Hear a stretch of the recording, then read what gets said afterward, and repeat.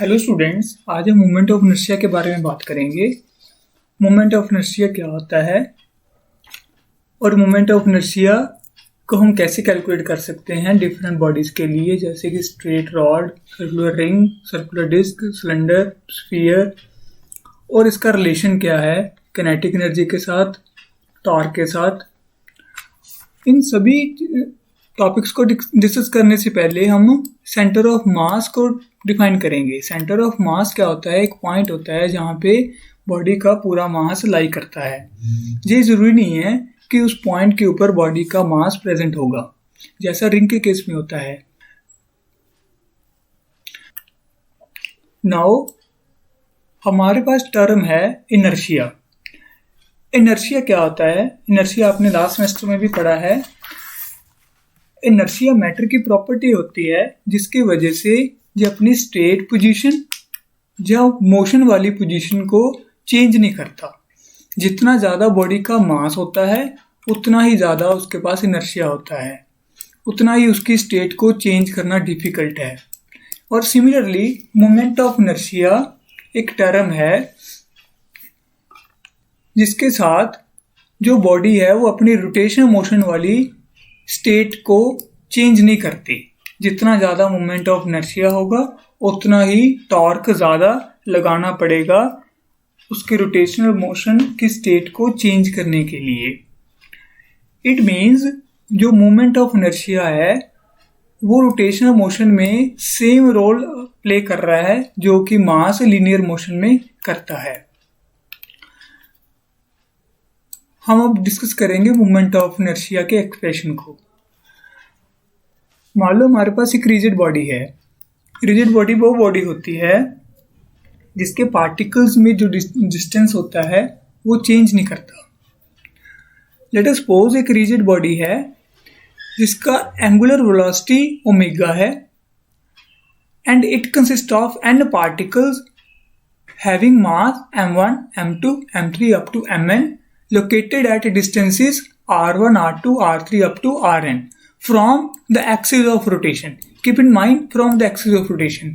जो भी distances हमने यहाँ पे कंसिडर करने हैं वो सारे axis of rotation से ही लेने हैं। Then जो moment of inertia होगा बॉडी का from the axis of rotation, that is m1 r1 square plus m2 r2 square plus m3 r3 square up to mn rn square.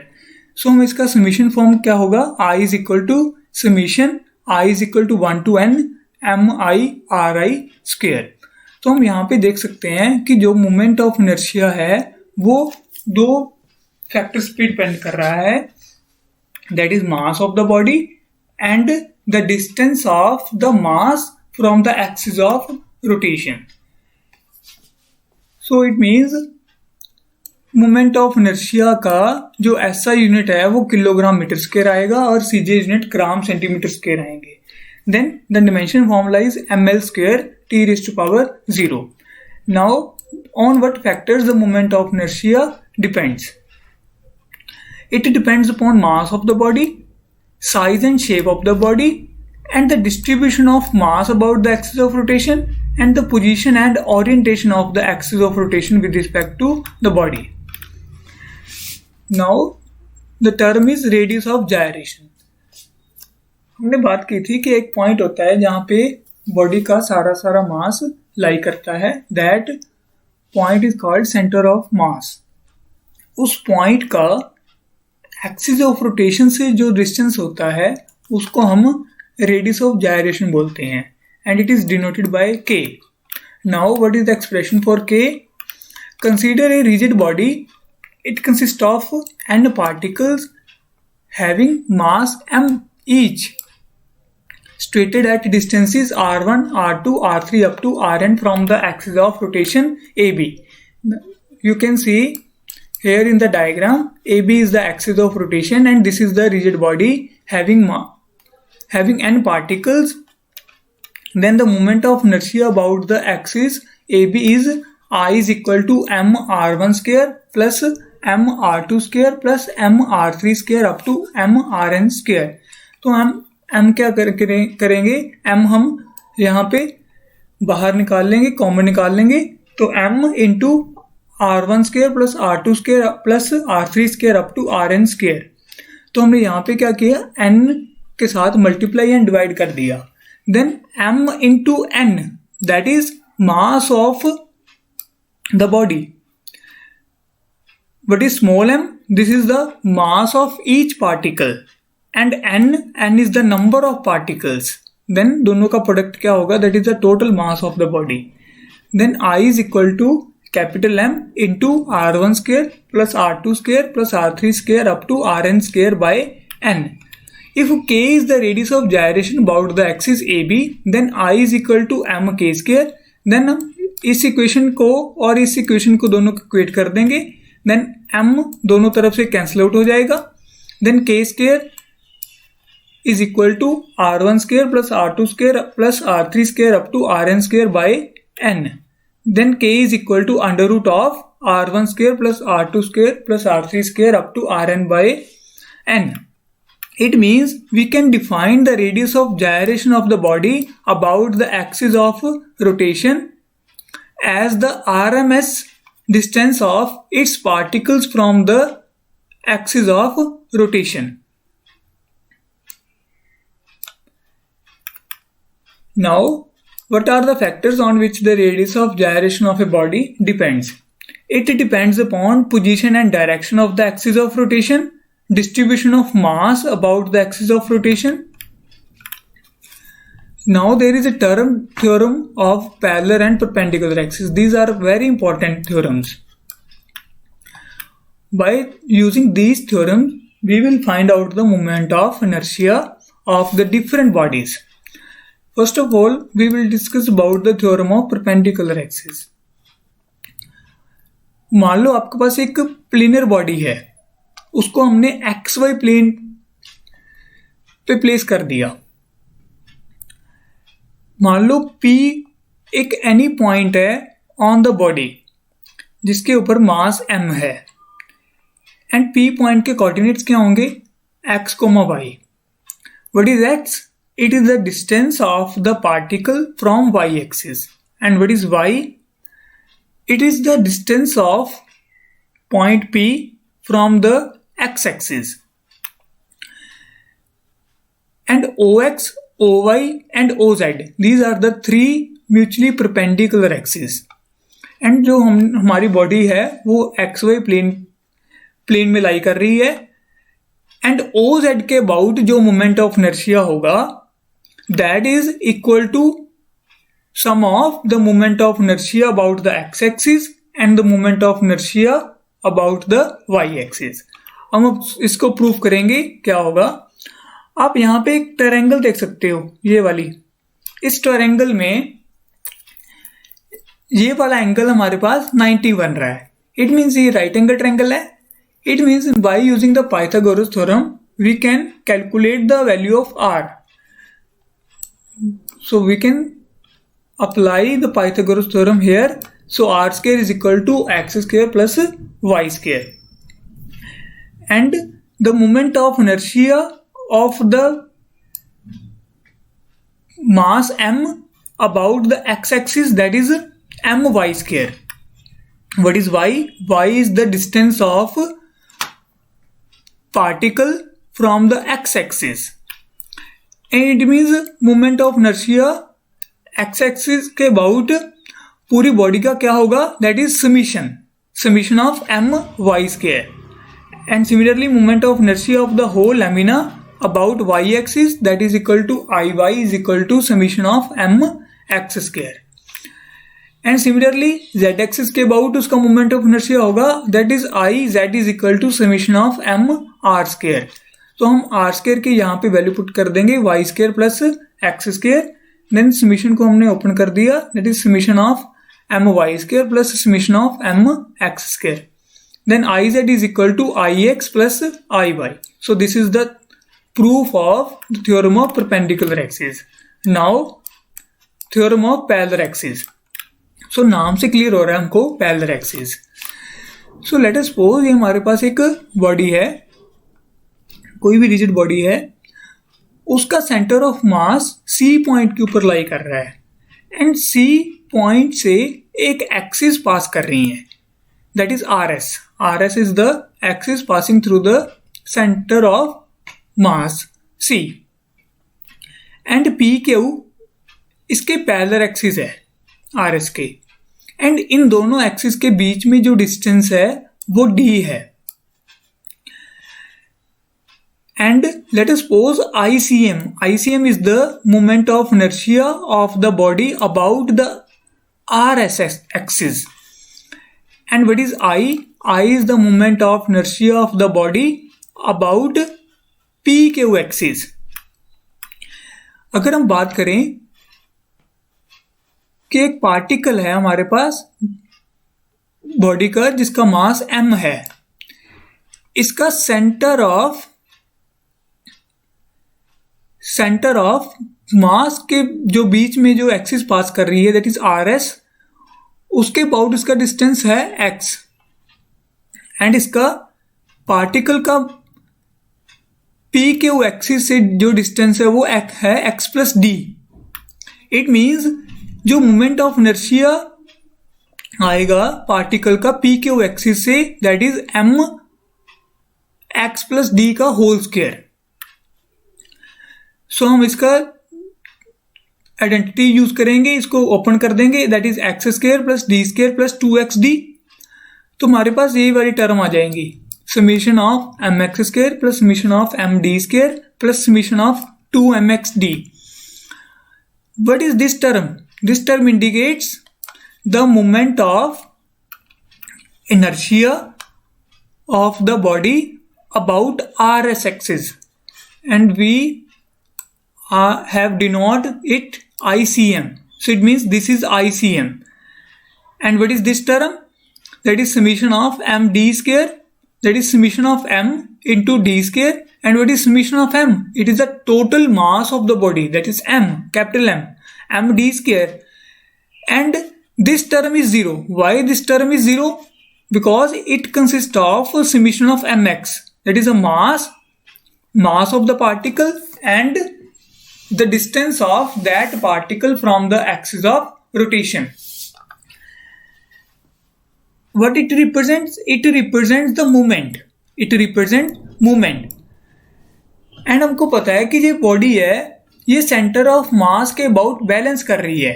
It means ये rotational equilibrium में है. अगर body rotational equilibrium में है then जो इसके about जो movements होंगे उनका सम 0 हो जाएगा.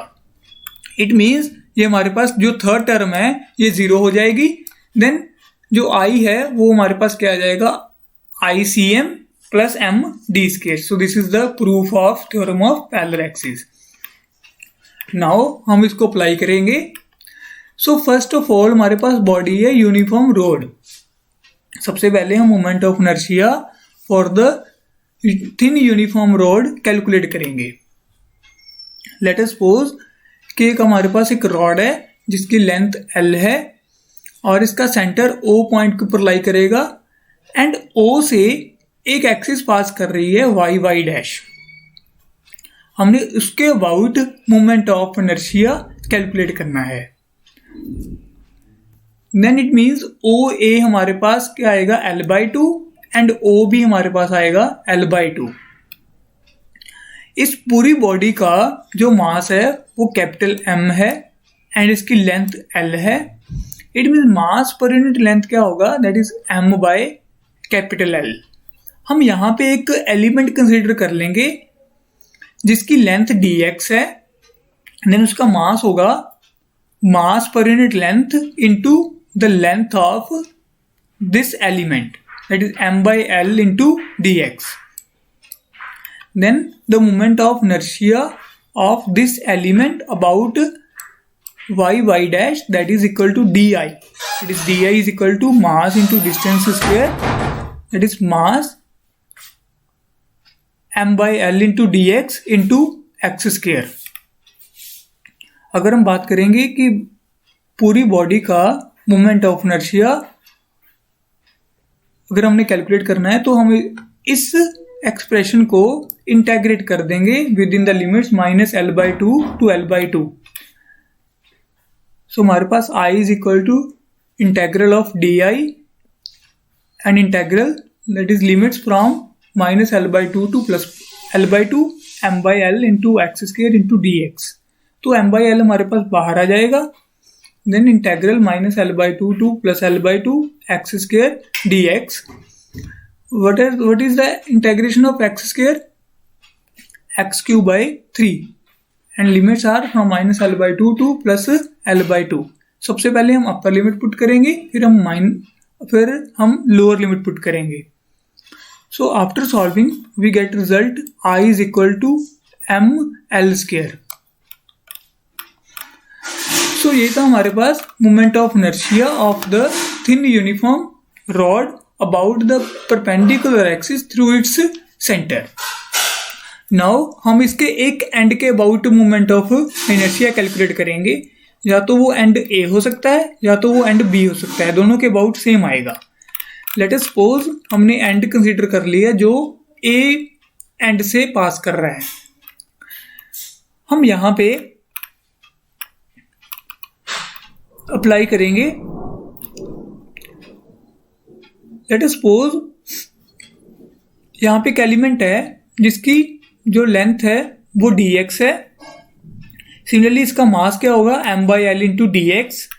देन मोमेंट ऑफ इनर्शिया इस एलिमेंट का about y by dash that is D I is equal to mass into distance square.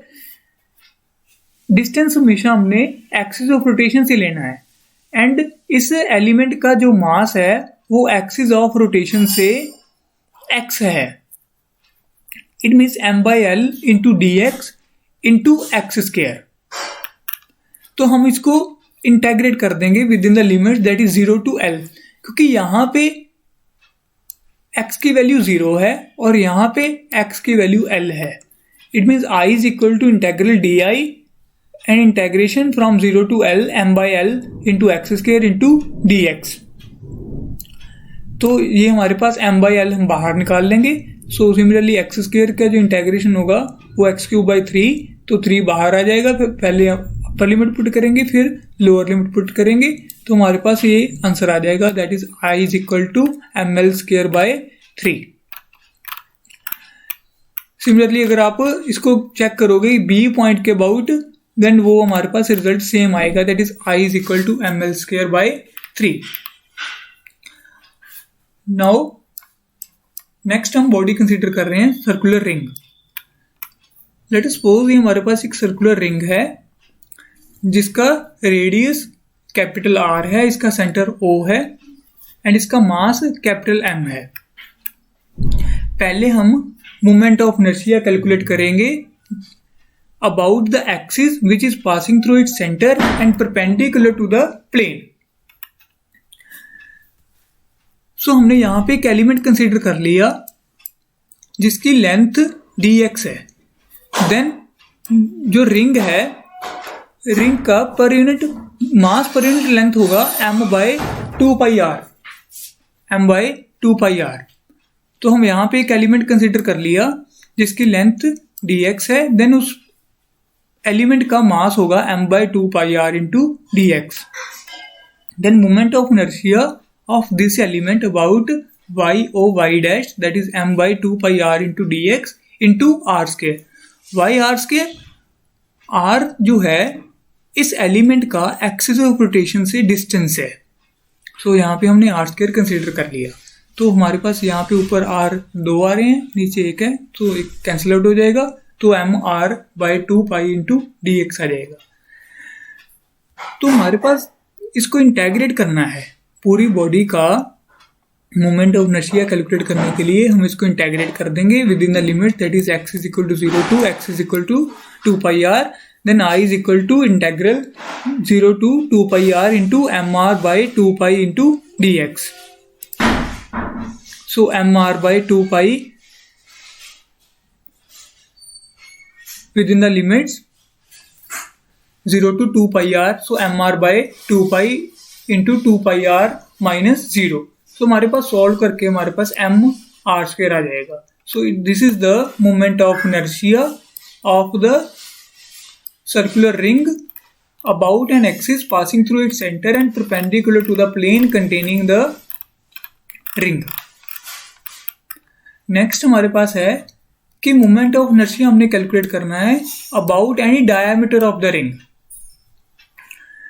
सो हमने यहाँ पे दो डायमीटर कंसीडर कर लिए A B and C D. They both are perpendicular and also perpendicular to the Y Y dash. So हम यहाँ पे theorem of perpendicular axis apply करेंगे. So according to theorem of perpendicular axis जो हमारे पास Y Y dash के about जो moment of inertia है वो moment of inertia A B axis के अबाउट और सी डी एक्सिस के अबाउट जो मोमेंट ऑफ इनर्शिया उनका सम के बराबर होगा. Then I A B plus I C D is equal to I Y Y dash. And what is I Y Y dash? We have calculated here, that is M R square. So हम यहाँ पे put कर देंगे. And ये दोनों diameters according to the symmetry ये दोनों बराबर हैं. इट मीन्स इनके अबाउट मोमेंट ऑफ इनर्शिया बराबर होगा. Let us suppose I A B is equal to I D, then I D plus I D is equal to M R square और I D is equal to half of M R square. Similarly third part कर लेंगे हम. Moment of inertia of the uniform circular ring about a tangent in the plane of ring. So हम यहाँ पे एक tangent consider कर लिया ई F. So ये ई एफ इस रिंग के प्लेन में लाई कर रहा है एंड हमने कंसिडर कर लिया कि जो मोमेंट ऑफ इनर्शिया है इस टेंजेंट के अबाउट वो है आई टी. एंड हमको सी डी जो डायमीटर है उसके अबाउट मोमेंट ऑफ इनर्शिया पता है तो हम आई टी भी कैलकुलेट कर सकते हैं. I T is equal to I C D plus M. And इन दोनों एक्सिस के बीच में जो डिस्टेंस है वो आर है. देन आर का हम स्क्वायर कर देंगे तो half M R square plus M R square that is equal to 3/2 M R square. So I T is equal to 3/2 M R square. Next part is moment of inertia of the uniform circular ring about a tangent perpendicular to the plane of ring. हमने यहाँ पे एक tangent consider कर लिया जो कि Y Y dash के parallel है बट जिस प्लेन में रिंग लाई कर रहा है उस प्लेन के परपेंडिकुलर है. तो हमको वाई वाई डैश के अबाउट मोमेंट ऑफ इनर्शिया पता है तो हम पी क्यू एक्सिस के about moment of inertia calculate कर सकते हैं. लेट अस सपोज जो पी क्यू एक्सिस है उसके about moment of inertia I dash T आ रहा है तो हम यहाँ पे पैरेलल एक्सिस का फॉर्मूला लगाएंगे तो I dash T is equal to I Y Y dash plus whole mass of the body into the square of the distance between these two axis that is R. So I y y dash is equal to m r square plus m r square that is equal to 2 m r square. So हमारे पास I dash t की value आ जाएगी 2 m r square. Thank you students. Hope so आपको ये lecture समझ आया होगा. हम नेक्स्ट लेक्चर में डिस्क, सिलेंडर, स्फीयर और मोशन को डिस्कस करेंगे जो सिलेंडर का मोशन है फ्रॉम द इंक्लाइंड प्लेन. तब तक के लिए थैंक यू.